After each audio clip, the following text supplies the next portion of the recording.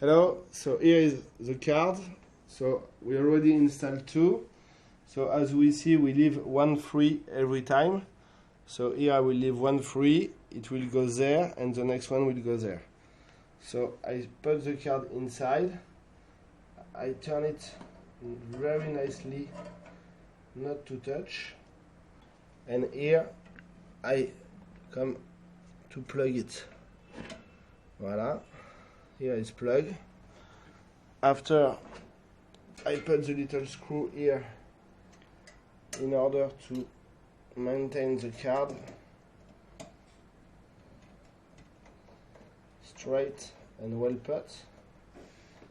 Voila, the card is well put.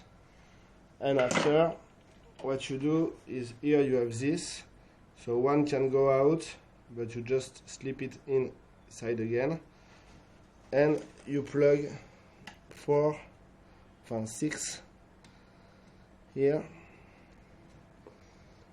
Sorry. Should not take two at the same time. Okay, it's the opposite side. Oh, this side. You put it like this, tuck, and again like this. Up. You have a little click to show that it's done, and finish. And you need to repeat that for all the rig and all the card. Thank you.